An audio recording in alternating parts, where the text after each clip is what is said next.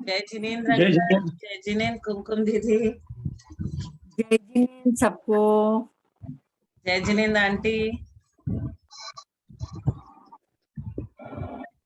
हम स्वाध्याय प्रेमी, चाहे होली हो, चाहे दिवाली हो, चाहे पूजा हो, चाहे रक्षाबंधन हो, हम स्वाध्याय करते हैं और स्वाध्याय में हम लोगों को आनंद आता है। तो होली में हम लोग सब क्या मना रहे थे कि हमारे 8 कर्मों का दहन हो जाए और भगवान के जो रंग होते हैं ना, वो रंग रूपी हमारे में भी वही सब गुण आ जाए।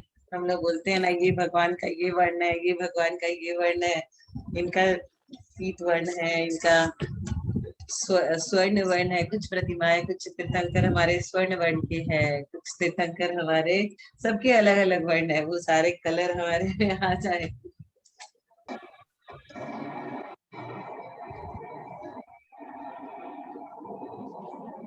मैं अंकल से बात कर रही थी, गंगवाल अंकल से, कि हमारा एक ऑडिट आया है हैदराबाद का, तो कैसा है वहाँ का कोरोना का माहौल। अभी तो कोरोना में कहीं जाने का मन। ठीक है क्या वहाँ? हाँ ठीक है क्या हैदराबाद? ठीक है हैदराबाद में कोरोना? अंकल तो यही बोल रहे हैं कि ज्यादा कुछ नहीं है, पर है तो। पर है हैदराबाद में तो है मेरी रेस्ट्रिक्शंस तो बहन लग रहती गए है ना हैदराबाद में। है ना? महाराष्ट्र में सबसे हाँ मेरी अच्छा, बहन कहाँ रहती रहती है है वहाँ हैदराबाद पे, में? तो है हैदराबाद में तो। महाराष्ट्र तो सबसे आगे है हर चीजों में। हर चीजों में आगे। कोई चीजों में पीछे नहीं है, हर चीज में नंबर 1 है महाराष्ट्र। नागपुर और पुणे में तो और ज्यादा है। नागपुर और पुणे। नागपुर और पुणे बहुत ज्यादा है। हाँ, और बम्बई अभी में तो भी नासिक, अभी तो नासिक में भी है। हाँ, नासिक में भी ज्यादा, बराबर है, बहुत है। देखो ये गजपंथा वगैरह सब बंद कर दिए है ना। जी जी, बराबर है, बिल्कुल बराबर। हमारे कलकत्ता में तो 5 चुनाव का प्रचार चल रहा है, कोई भी लॉकडाउन का कुछ कहीं है ही नहीं, लगता ही नहीं कोरोना है। कोलकाता में तो ये हाल है, अभी चुनाव का प्रचार है। दीदी यहाँ पे भी सब ऐसे ही घूम रहे हैं बिना मास्क के। यहाँ तो डेटा भी नहीं आ रहा है, चुनाव के बाद सारे डेटा आएंगे एक साथ, कितने लोगों को हुआ है, क्या हुआ है।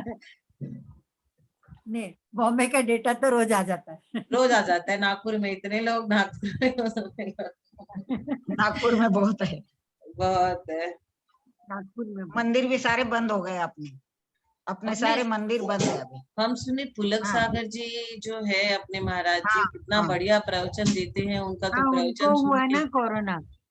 हाँ, यह उनका हो गया ना कोरोना, पॉजिटिव है वो। 8 जनों को हुआ उनके वहाँ पे। हाँ, पूरे 9 ही है। हाँ, बम्बई में है शायद, है ना कुमकुम? बम्बई में ही है वो। हाँ बॉम्बे की, हाँ महाराष्ट्र में ही है, बॉम्बे के पास ही है। हाँ, जिन शरणम है उनका, वहां पर है वो। जिन शरणम करके बना हुआ है। हाँ जी, बराबर है। यहाँ चतुर्मास हुआ था, मैं अच्छे से मतलब सुनी उनका, 4-5-6 महीने थे यहाँ। बहुत अच्छा प्रवचन देते हैं, मैं तो टीवी में उनका प्रवचन सुनती थी प्रवचन पहले। बहुत अच्छा है उनका प्रवचन, बहुत अच्छा प्रवचन देते हैं। यहाँ तो रहे ना, तो मैं अच्छे से उनके सारे क्लास में जाती थी। आप तो आंटी नागपुर में ऐसी जगह बैठे हो ना, नागपुर में बहुत सारे महाराज जी लोग आते रहते हैं, चतुर्मास भी होता है। साधु आने जाने वाले तो नागपुर होके ही जाएंगे ना दीदी। हाँ, बिल्कुल। तो नागपुर का ये को बहुत सेंटर है। आ जाओ सब नागपुर। अब बॉम्बे वाले कलकत्ता जाएंगे तो भी नागपुर होके जाएंगे, कलकत्ता वाले आएंगे तो भी नागपुर होके आएंगे। सब आओ नागपुर अभी। और नागपुर में सारी ट्रेनें रुक के 20 मिनट वहां पे ट्रेनों का भी उपचार होता है। ट्रेनों का 20 मिनट रुकती है नागपुर में कोई भी ट्रेन।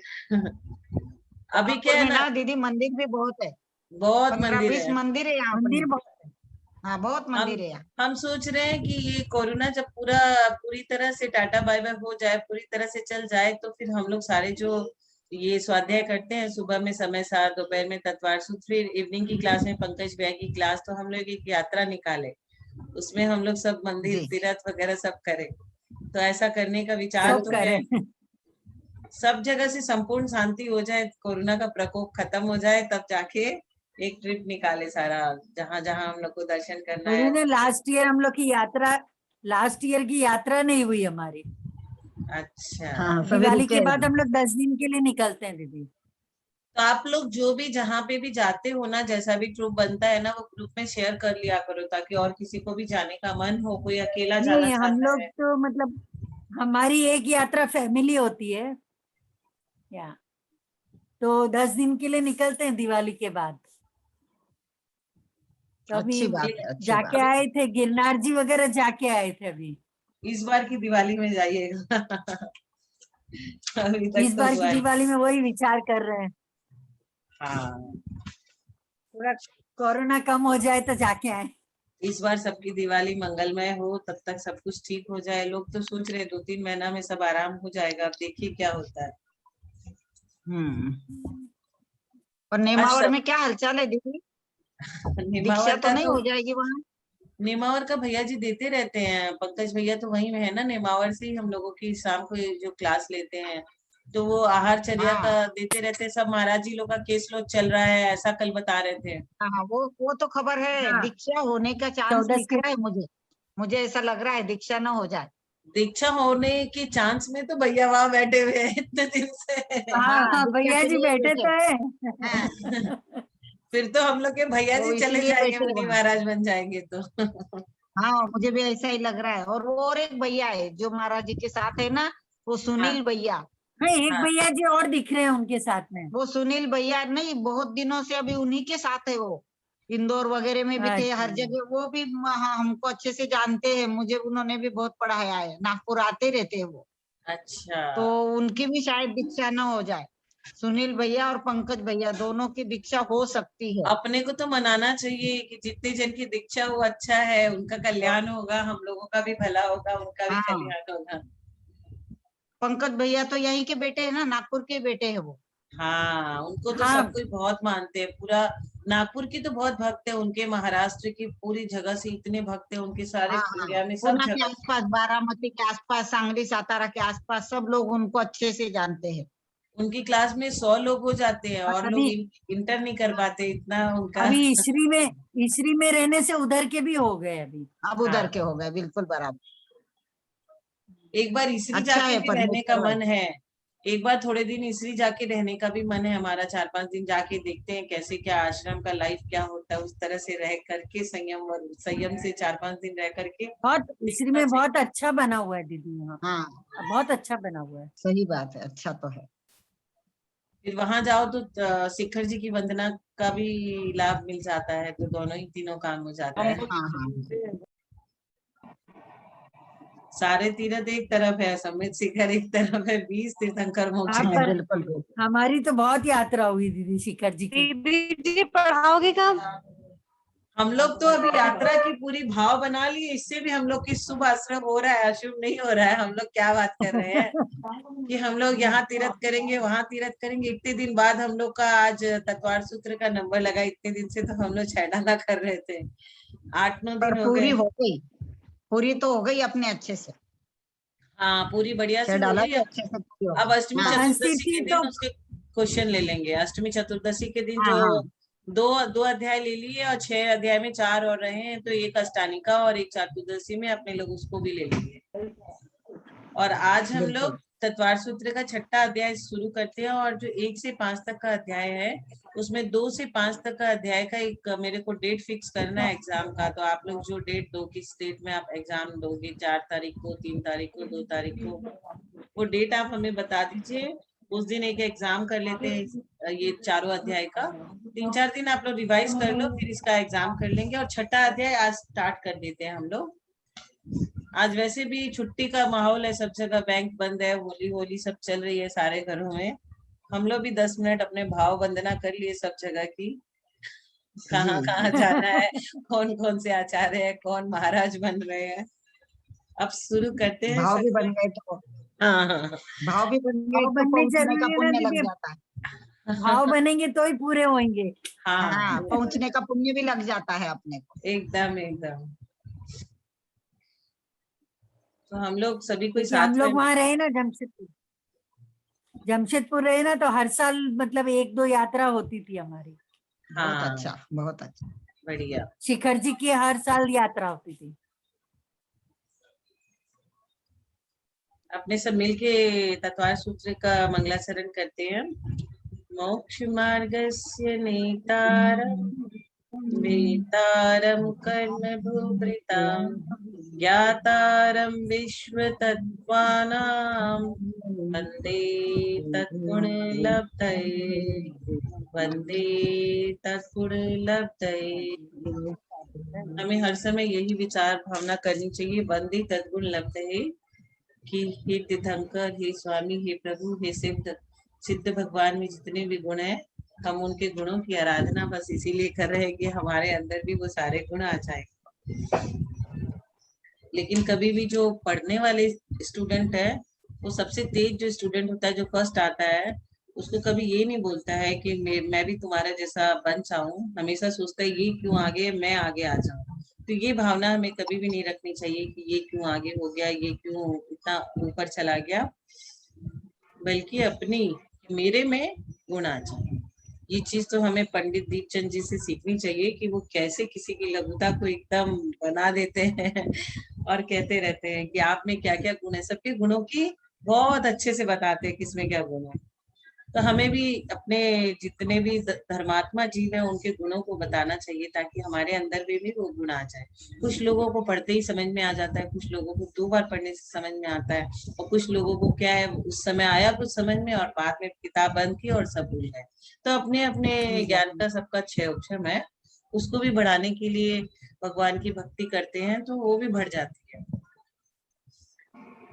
तो ये 6वां अध्याय तत्वार सूत्र के 5वें अध्याय में अजीब पदार्थों का व्याख्यान किया। अब अजीब पदार्थ के बाद आश्रव तत्व को आश्रव पदार्थ बनाकर व्याख्यान करना चाहिए। आश्रव में निमित्त क्या है, इसको स्पष्ट करने के लिए इस अध्याय का पहला सूत्र। तो आश्रव हमारे संग हर समय आश्रव कर्मों का आश्रय होता है, शुभ आश्रय, अशुभ आश्रय। तो हम जैसे अभी जितनी देर तक बातें किए, हम धर्म की बातें की, तो हमारे शुभ आश्रय हुए। और वही चीज हम ऐसा बात की, कई लेडीज लोग मिलती है तो बातें करती है कि तुमने कौन सी साड़ी ली, तुमने क्या किया, तो ये सब से हमें कुछ भी शुभ आश्रय हाथ नहीं लगता है।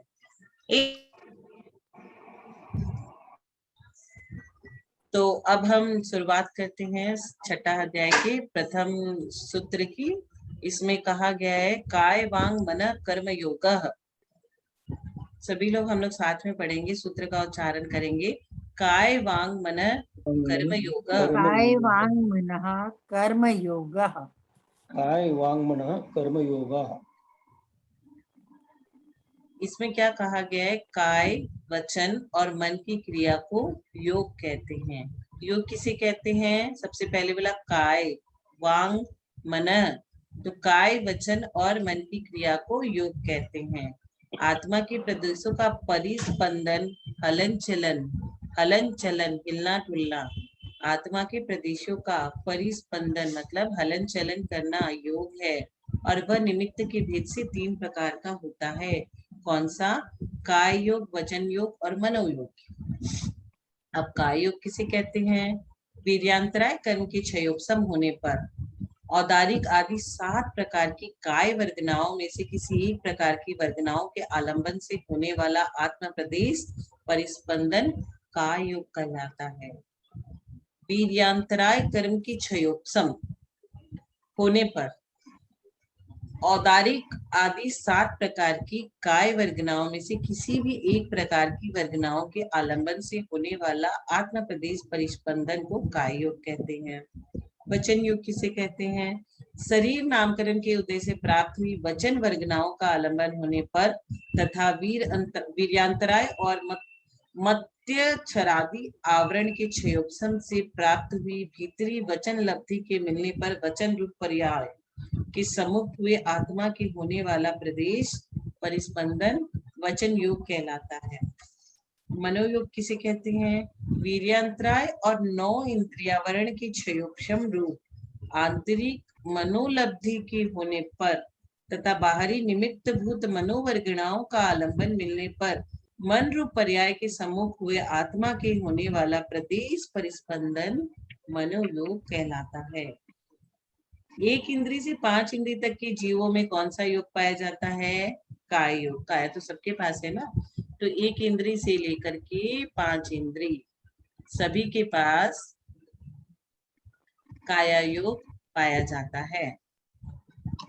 अतः काय योग जीव सबसे अधिक होने से सूत्र में पहले काय योग ग्रहण किया गया है। सूत्र में सबसे पहले काय से, छठा अध्याय का प्रथम सूत्र काय से शुरू किया गया है। क्यों? क्योंकि एक इंद्रिय हो जीव, या दो या तीन या चार या पांच, कोई भी इंद्रिय वाले जीव होते हैं, एक इंद्रिय से पंच इंद्रिय तक, उन सभी जीवों में काय योग पाया जाता है और वो जीव बहुत अधिक संख्या में होते हैं, इसलिए सूत्र में इसको पहले ग्रहण किया गया है। दो इंद्रिय से वचन योग प्रारंभ होकर के पंचेंद्रिय तक रहता है। तो वचन योग वाले एक इंद्रिय वाले कम हो गए इसमें, क्योंकि दो इंद्रिय, तीन इंद्रिय, चार इंद्रिय और पांच इंद्रिय तक के जीव, इनके वचन योग प्रारंभ हो जाता है। अतः काय योगी जीव से वचन योगी जीव की संख्या अपने आप कम हो गई, क्योंकि उसमें 1 2 3 4 5 पांचों है और इसमें 2 3 4 5 है, एक इंद्रिय जीव नहीं है, क्योंकि एक इंद्रिय में वचन योग नहीं पाया जाता। अतः काय योग के बाद वचन योग को ग्रहण कर लिया गया। काय योग सबसे ज्यादा है तो काय, फिर वचन योग, उसके बाद सेकंड हाईएस्ट है तो वांग, और फिर मना आया। मनोयोग केवल अकेले पंचेंद्रिय में ही पाया जाता है। अतः मनोयोगियों की संख्या सबसे कम है, क्योंकि 1 2 3 4 5, तो पहले में काय में पांचों आ गए, 1 2 3 4 5, और उसके बाद सेकंड में वचन योग में 2 3 4 5, और मनोयोग में अकेले पंचेंद्रिय ही पाए जाते हैं। अतः मनोयोग की संख्या सबसे कम हो गई। अतः सबसे अंत में मनोयोग को ग्रहण किया गया है। काय वचन मन की क्रिया योग है, किंतु आश्रव क्या है? हम ये समझ गए कि काय मन वचन काय, हम लोग भगवान को जब जाके नमस्कार करते हैं मंदिर में तो क्या बोलते हैं? मन वचन काय तीनों योग से। ये हम लोग जो नमस्कार किए, ये क्या हो गया कुमकुम दीदी? ये जो नमस्कार किए भगवान को बिना कुछ बोले, ये क्या हो गया? काय से।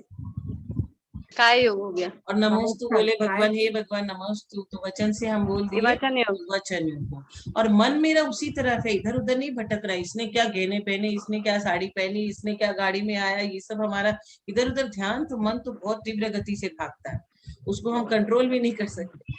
तो वो मन इतनी तीव्र गति से ना भाग करके उसी समय भगवान के अंदर ही हमारा मन लगा, तो हमारा तीनों योग से, तीनों योग संभाल के, हम लोग बोलते हैं ना कि तीनों योग को संभाल करके हम भक्ति कर रहे हैं, तो वो हो गया।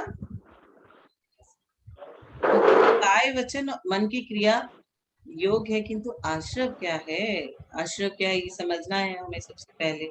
इसके लिए दूसरा नंबर का सूत्र बहुत छोटा है, स आस्त्रवः। सभी लोग साथ में बोलेंगे, स आस्त्रवः। स आश्रवः। आश्रव। आश्रवः।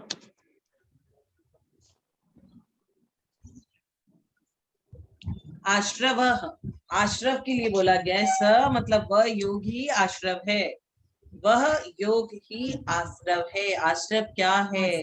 अभी हम लोग मन वचन और काय तीनों को योग पढ़े ना, तो अब योग मतलब तीनों चीज हो गए, मन वचन काय।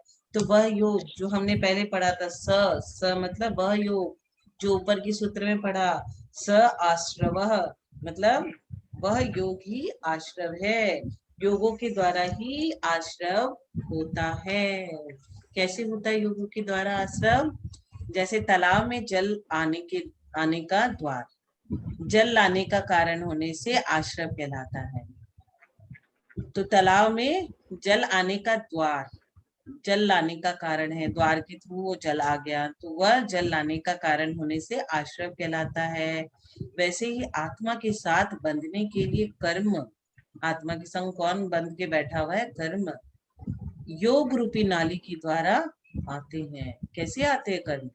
हमारी आत्मा तो एकदम अलग है, शरीर अलग है, तो फिर आत्मा के संग कर्म कैसे आ गए? आत्मा तो प्योरीफाइड है, आत्मा में कुछ भी किंतु परंतु कुछ है ही नहीं, तो उसमें कर्म कहाँ से आ गए? तो बोलते हैं कि आत्मा के साथ बंधने के लिए कर्म योग रूपी नाली के द्वारा आते हैं। अतः योग को ही आश्रव कहते हैं, यह आश्रव तत्व है। योग के द्वारा आश्रव हमारे आत्मा के संग कर्मों को बांध देते हैं, और जब हम एक पर्याय से दूसरे पर्याय में जाते हैं तो हमारी आत्मा अकेले नहीं होती, कर्म बंधे हुए होते हैं उसके साथ। और जिस पैसे को कमाने के लिए, जिस लालच को पूर्ण करने के लिए हमने कर्म बांधे, वो यहीं का यहीं पुद्गल रह जाता है और हमारी आत्मा की संग कर्म बन के दूसरे पर्याय में चला जाता है। तो आश्रव क्या है ये समझ लिए, योग क्या है, कितने होते हैं ये समझ लिए। अब कर्म आगमन के द्वार को आश्रव कहते हैं। कर्म जब आ रहा है उसके आगमन के द्वार को आश्रव कहते हैं। किंतु आश्रव पदार्थ में कर्म दो प्रकार का है। कौन कौन सा? दो प्रकार के कर्म होते हैं। कौन से भाई? पुण्य और पाप। अतः योग के द्वारा इस आश्रम में क्या कोई विशेषता है? क्या विशेषता है? तो अब तीसरा नंबर का सूत्र विजय आंटी से निवेदन है कि विजय आंटी आप अच्छे से बताइए हमें। दीदी पहले मैं ये बोलूंगी, आश्रव का जो सूत्र बताया, स आश्रवा बहुत छोटा है लेकिन काम बड़े हैं इसके, बहुत बड़े काम बड़े करता है। हाँ, काम बहुत बड़े हैं। अपन ने 6 डाला में भी पढ़ा, आश्रव दुख कार घने रे, बुद्धिवंत तिन्हे निरवेरे। बुद्धिमान लोग आश्रव से बहुत बचते हैं। अब अपने को भी आश्रव से बचना है। यहाँ सूत्र नंबर 3 पढ़ रही हूँ। शुभः पुण्यस्य शुभः पापस्य। शुभः पुण्यस्य और शुभः पुण्यस्य शुभः पापस्य, है ना? अब इसका हाँ, तो शुभ पुण्यस्य और अशुभ पापस्य, ऐसा इसको संधि करेंगे तो शुभ पुण्यस्य यानी शुभ आश्रव यह पुण्य का कारण है और अशुभ आश्रव यह पाप का कारण है। अब योग के निमित्त से आश्रव के भेद और कार्य क्या है? तो शुभ योग से पुण्य का आश्रव होता है और अशुभ से पाप का आश्रव होता है। जब शुभ योग से भी घाती कर्मों का बंध होता है, तो ऐसा क्यों कहा कि शुभ योग से पुण्य कर्म का बंध होता है? तो यह कथन घाती कर्म की अपेक्षा से नहीं किया है, किंतु अघाती कर्मों की अपेक्षा से। अघातीय कर्म 2 रूप है।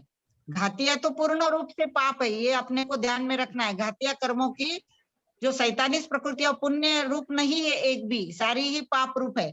जो अघातीय कर्म है उसमें 2 भेद है ना?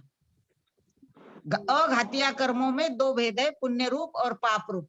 अब उनमें से शुभ योग से पुण्य कर्मों का और अशुभ योग से पाप कर्मों का आश्रय होता है। शुभ योग के होते हुए भी घातीय कर्मों का अस्तित्व रहता है, उदय होता है, उसी से घातीय कर्मों का बंध होता है। ध्यान में अपने को ये रखना है, घातीय कर्मों की यानी ज्ञानावरण, दर्शनावरण, अंतराय और मोहनीय, इनकी प्रकृतियां पाप रूप है। लेकिन जो अघातीय है, नाम गोत्र वेदनीय, ये जो है ये कैसे अघातीय कर्म है, आयु। हाँ, तो इनसे इतना नुकसान नहीं होता, लेकिन घातीय कर्मों से बहुत नुकसान होता है। अब 4 नंबर का सूत्र पढ़ रही हूँ। स कषाया कषाययोः सांपरायिकेर्या पथयोः। स कषाया कषाययोः सांपरायिकेर्या पथयोः। पढ़िए। सकषाया कषाययोः सांपरायिकेर्या पथयोः। अब अपने को आश्रव के कैसे भेद देखना है? स्वामी की अपेक्षा, है ना? स्वामी कौन है इसके? तो स्वामी की अपेक्षा आश्रव के भेद। कषाय सहित योग वाले जीवों के, जिनका कषाय सहित योग है, ऐसे जीवों के सांप्रदायिक आश्रय होता है। सांप्रदायिक का अर्थ क्या है? संसार को बढ़ाने वाला, वह है सांप्रदायिक आश्रय। और जो कषाय रहित जीव है, जिनका कषाय रहित योग है, ऐसे जीवों के इरियापत आश्रय होता है। जो आश्रय संसार का कारण है, संसार बढ़ाने वाला है, या सांप्रदायिक यानी आत्मा का पराभव करने वाला, आत्मा को दुख देने वाला, संसार में परिभ्रमण कराने वाला अगर कोई आश्रय है तो वह है सांप्रदायिक आश्रय। और वही सांप्रदायिक आश्रय है, और यह कब तक रहता है? 10वें गुणस्थान तक होता है। और इरियापत आश्रय 11वें गुणस्थान से 13वें गुणस्थान तक रहता है। हाँ, सांप्रदायिक आश्रय रहता है 10वें गुणस्थान तक। क्यों? क्योंकि वहां सूक्ष्म लोभ है ना? और 11, 12 और 13 में इरियापत आश्रय, बस कर्म आए और चले गए, एक समय में ही चले जाते वो, क्योंकि वहां कैसी अवस्था है? राग रहित, कषाय रहित अवस्था है, इसलिए वहां कर्म रुकते नहीं है, आते जरूर है पर रुकते नहीं है। आ गया ध्यान में ये सूत्र। अभी 5 नंबर का सूत्र, इंद्रिय कषाया व्रत क्रिया पंचचतुः पंचविंशति संख्या पूर्वस्य भेदः। इंद्रिय कषाया व्रत क्रिया पंचचतुः पंचविंशति संख्या पूर्वस्य भेदः। पढ़िए। इंद्रिय इंद्रिय कषाया कषाया क्रिया पंचविंशति संख्या पूर्वस्य भेदः। पूर्वस्य भेदः। अब अपन देख रहे हैं यहाँ सांप्रदायिक आश्रव, पूर्वस्य भेदा, यानी पहले अपने को सांप्रदायिक आश्रव लिखा था इस सूत्र में, पहले वर्णन सांप्रदायिक का, इसलिए अपन सांप्रदायिक आश्रव के भेद रख रहे हैं यहाँ। इसके भेद है 5, यानी 5 इंद्रिय, 4 कषाय, 5 पाप और 25 क्रियाएं। सांप्रदायिक आश्रव के कितने भेद? 5 इंद्रिया, 4 कषाय, 5 पाप और 25 क्रियाएं। अब अपने को 25 क्रियाएं देखना है। 5 इंद्रिय मालूम है अपने को, है ना, 1 इंद्रिय, 2 इंद्रिय, 3 इंद्रिय, 4 इंद्रिय और पंचेंद्रिय। 4 कषाय भी मालूम है, क्रोधमान माया लोभ। 5 पाप भी मालूम है, हिंसा झूठ चोरी कुशील और परिग्रह। 25 क्रियाएं यहाँ बता रहे हैं। पहली क्रिया सम्यक्त्व क्रिया, देव शास्त्र गुरु की पूजा आदि करने रूप जिन क्रियाओं से सम्यक्त्व की पुष्टि होती है वह सम्यक्त्व क्रिया, यह अपने को करना चाहिए। देव शास्त्र गुरु की पूजा आदि करने रूप जिन क्रियाओं से सम्यक्त्व की पुष्टि होती है वह सम्यक्त्व क्रिया। अब दूसरी क्रिया है मिथ्यात्व क्रिया, इससे हमें दूर रहना है। कुदेव आदि की पूजा करने रूप जिन क्रियाओं से मिथ्यात्व की वृद्धि होती है, अगर हमको देवी देवताओं को पूजेंगे तो क्या होगा? मिथ्यात्व की वृद्धि होगी, मिथ्यात्व ही पुष्ट होगा। प्रयोग क्रिया, शरीर आदि से गमनागमन रूप प्रवृत्ति करना, यहाँ से वहां, वहां से वहां ज्यादा प्रवृत्ति करना, ये प्रवृत्ति क्रिया। तीसरी है समाधान क्रिया, चौथी समाधान क्रिया, संयमी होते हुए असंयम की ओर अभिमुख होना। संयमी है फिर भी अपन क्या करना? असंयम की ओर अभिमुख होना। इर्यापत क्रिया, इर्यापत से गमन के लिए होने वाली क्रिया, इर्यापत से गमन के लिए होने वाली क्रिया। इन 5 क्रियाओं में पर हिंसा की मुख्यता है, यहाँ पर की हिंसा हो रही है। इन 5 क्रियाओं में क्या हो रहा है? पर की हिंसा हो रही है। अप्रादोषिकी क्रिया, क्रोध के आवेश में द्वेष आदि रूप प्रवृत्ति करना। अपने को क्रोध आ गया तो अपन ने द्वेष आदि की प्रवृत्ति कर ली। काई की क्रिया, मारना, गाली देना, दुष्टता पूर्वक उद्यम करना। अधिकरणी की क्रिया, हिंसा के उपकरण आदि ग्रहण करना। परितापिकी क्रिया, प्राणियों को दुख उत्पन्न करने वाली क्रिया। प्राणातिपातिकी क्रिया, दूसरे के शरीर, इंद्रिय आदि प्राणों का वियोग करना। इन 5 क्रियाओं का संबंध क्या है? इंद्रिय के भोगों से है। जो हम सामग्री गोला करते हैं ना, तो वो सब सामग्री से इन 5 क्रियाओं का पुष्टिकरण होता है। यही 5 क्रियाएं उसमें आ जाती है। जैसे किसी के प्राणों के घात करके कोई चीज बन रही है, उसको हम यूज कर रहे हैं, इस प्रकार से। दर्शन क्रिया, राग के वशीभूत होकर मनोहर रूप देखना। स्पर्शन क्रिया, स्पर्शन क्रिया और राग के वशीभूत होकर वस्तु का स्पर्श करना। प्रातिकी क्रिया, विषयों की नई नई सामग्री जुटाना। और समन्तानुपात क्रिया, स्त्री पुरुष अथवा पशुओं के बैठने सोने आदि के स्थानों में मलमूत्र आदि करना। अनाभोग क्रिया, बिना देखी भूमि पर उठना बैठना। इन 5 क्रियाओं से क्या होता है? धर्माचरण में धक्का लगता है। अपना जो धार्मिक आचरण था उसमें धक्का इन 5 क्रियाओं से लगता है। अब स्वहस्त क्रिया, दूसरे के करने योग्य कार्य को स्वयं करना। निसर्ग क्रिया, जो प्रवृत्ति पाप का कारण है उसमें सम्मति देना। हाँ, ये काम तुम कर लो, भले उससे पाप होने वाला है। निसर्ग क्रिया, जो प्रवृत्ति पाप का कारण है उसमें सम्मति देना। और फिर विदारण क्रिया, दूसरे के द्वारा किए गए पाप को प्रकट कर देना। और आज्ञा व्यापादिकी क्रिया, चारित्र मोह के उदय से शास्त्र विहित आवश्यक क्रियाओं को पालने में असमर्थ होने पर उनका अन्यथा कथन करना। जैसे अपन कोई धार्मिक क्रिया नहीं कर पा रहे, अपना तो नियम था लेकिन अब नहीं बन रहा है अपने से, तो फिर उसके बारे में गलत गलत बातें करते रहना, दूसरे को भी उससे फिर वो भी हट जाते हैं ना, उन अच्छा काम कर रहे थे उससे वो भी हट जाते हैं। अब अनाकांक्ष क्रिया, मायाचार अथवा आलस्य से आगम में कही गई विधि का अनादर करना।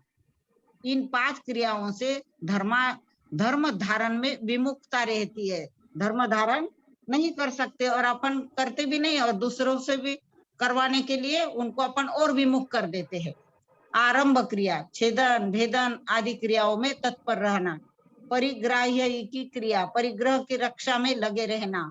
माया क्रिया, ज्ञान दर्शन आदि के विषय में कपट व्यवहार करना।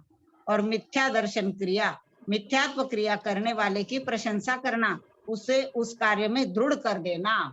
और एक आखिरी क्रिया है अप्रत्याख्यान क्रिया, संयम को घातने वाले कर्म के उदय से संयम पालन नहीं करना, संयम से अपन ने दूर हो जाना। ये 25 क्रियाएं सांप्रदायिक आश्रम में कारण है। इन 25 क्रियाओं से क्या होता है? सांप्रदायिक आश्रम, सांप्रदायिक यानी संसार को बढ़ाने वाला आश्रम, आत्मा का पराभव करने वाला आश्रम। इंद्रिय कषाय अव्रत, यह तो कारण है ही, और ये क्रियाएं कार्य है। सम्यक्त्व क्रिया व इर्यापत क्रिया में प्रशस्त राग रहता है, अतः यह भी सांप्रदायिक आश्रम का कारण है। वैसे सांप्रदायिक आश्रम के 39 भेद में से ये 2 ही क्रिया सच्ची है, शेष सब मिथ्या है। 2 ही क्रिया महत्वपूर्ण है अपने 25 में से, सम्यक्त्व क्रिया और इर्यापत क्रिया, क्योंकि इनमें क्या है? प्रशस्त राग है, इसलिए 39 में से क्या है? 2 ही क्रिया अपने को 25 में से करने योग्य है। आगे का कोई पढ़ रहा है 6 नंबर का सूत्र? गंगवाल अंकल पढ़िए। जय जी ने पढ़ रहा है कोई? हाँ पढ़िए। तीव्र मंद ज्ञाताज्ञात भावाधिकरण वीर्य विशेष व्यस्त विशेषाः। तद विशेष, बोलेंगे सब लोग। तीव्र मंद ज्ञात भावाधिकरण भावाधिकरण वीर्य विशेषेभ्यः तद तद विशेषः। तीव्र मंद ज्ञाता ज्ञात भावाधिकरण वीर्य विशेषेभ्यस्तद विशेषः। इस सूत्र में क्या कहा गया है कि ये समस्त संसारी जीव योग सहित है, ये तो हमने देखा, किंतु सब जीवों के परिणामों के अनंत भेद है, अतः उनके कर्मबंध फल के अनुभव में भी विशेषता क्या है, ये बताने के लिए ये सूत्र कहा गया है। तीव्र भाव, मंद भाव, ज्ञात भाव, अज्ञात भाव, अधिकरण एवं शक्ति विशेष से उस आश्रम में विशेषता होती है। भाव अलग अलग बताए हैं, तीव्र भाव, मंद भाव, अपने भाव की जो मतलब स्केल है उसका वर्णन किया है कि कितने तीव्र है, कितने मंद है, हम जानबूझकर कौन से भाव कर रहे हैं, बिना जाने कितने भाव कर रहे हैं, इस प्रकार से अलग अलग उनकी शक्ति कितनी है, अलग विशेषता होती है। बाह्य और अभ्यंतर हेतु की उदीर्णा के कारण जो अवेग युक्त परिणाम होता है वह तीव्र भाव है। बाहर के जो ये है उसके वजह से जो हमारा मतलब तीव्र भाव होते हैं वो बाहर के निमित्त मिलने से, इससे उल्टा मंद भाव है। इस प्राणी को मैं मारूंगा इस प्रकार जानकर प्रवृत्ति करना ज्ञात भाव है। इससे विपरीत अज्ञान से मरना अज्ञात भाव है, अज्ञात से मरना अज्ञात भाव है। जिससे पदार्थ रखे जाते हैं वो अधिकरण भाव है। यहाँ अधिकरण से द्रव्य का ग्रहण किया गया है, द्रव्य की अपनी शक्ति विशेष वीर्य है। इस प्रकार अलग अलग प्रकार के कैसे भाव होते हैं ये इस सूत्र में बताया गया है। अब इसमें अलग अलग तीव्र मंद आदि भाव अधिकरण विशेष होते हैं। द्रव्य, क्षेत्र, काल और भाव की अपेक्षा 4 भेद है। द्रव्याधिकरण, जैसे स्त्री रूप से समान होते हुए भी स्वस्त्री के स्पर्श, वेश्या के स्पर्श, राजपत्नी, तपस्विनी आदि के स्पर्श से उत्तरोत्तर अधिक आश्रय होता है, तथा भक्ष्य वस्तु के भक्षण से कम आश्रय होता है और भक्ष्य के भक्षण से अधिक पाप होता है। इस प्रकार निर्माल्य वस्तु के ग्रहण करने से अधिक पाप होता है और सामान्य द्रव्य के ग्रहण करने में कम पाप होता है। इस प्रकार अलग अलग द्रव्य के हिसाब से, मतलब जो ऑब्जेक्ट है वो ऑब्जेक्ट के हिसाब से हमारे भाव कैसे कम ज्यादा होते हैं ये बताया है कि भाई जैसे हम स्वस्त्री का स्पर्श कर रहे हैं उसमें कम आश्रय हो रहे हैं, लेकिन हम परस्त्री का यदि स्पर्श कर रहे हैं तो उस भाव से तो उसमें ज्यादा आश्रय होता है। इस प्रकार से खाने की वस्तु, इस प्रकार से निर्माल्य वस्तु, ये सब यहाँ कंपैरिजन किया गया है।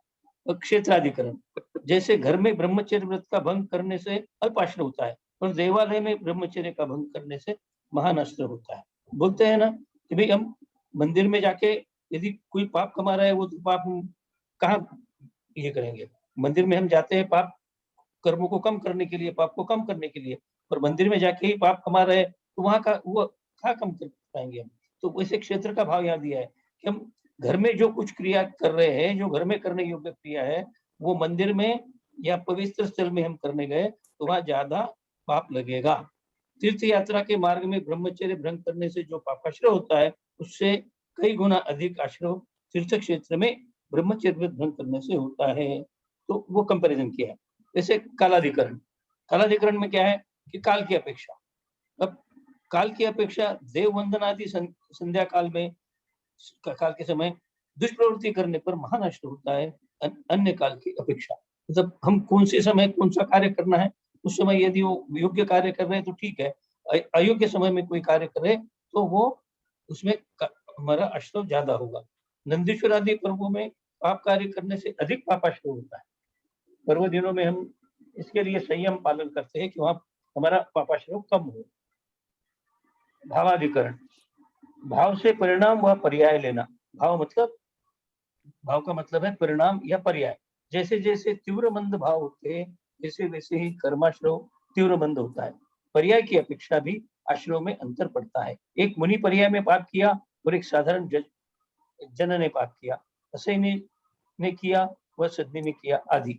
जैसे कहते हैं ना कि किसी अज्ञानी ने कोई पाप किया है, अनजाने में पाप किया है तो उसको कम सजा मिलती है, उसको कम पाप मिलता है। लेकिन जानबूझकर तुम्हें पता होने पर भी यदि तुम पाप कर रहे हो तो आपको ज्यादा सजा मिलेगी।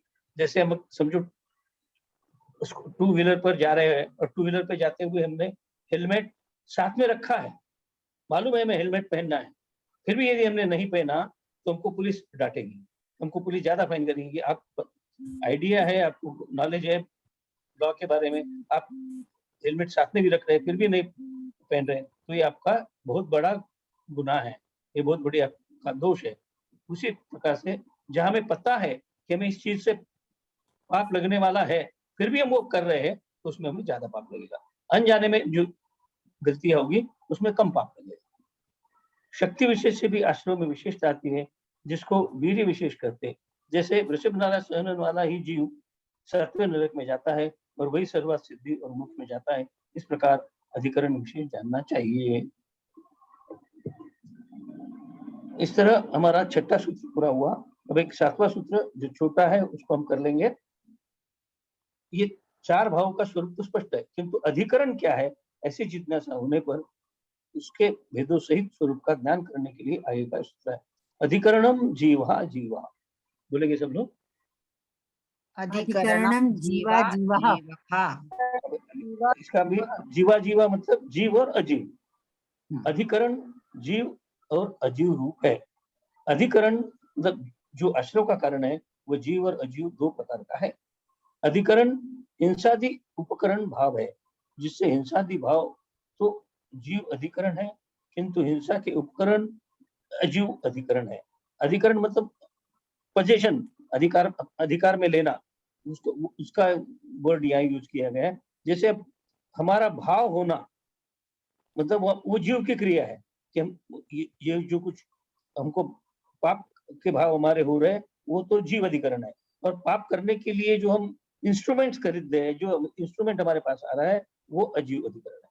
पाप करने के लिए दो कारण हो गए, एक तो हमारा भाव और दूसरे पाप करने के लिए जो हमें साहित्य लग रहा है वो। तो इसके लिए कहा है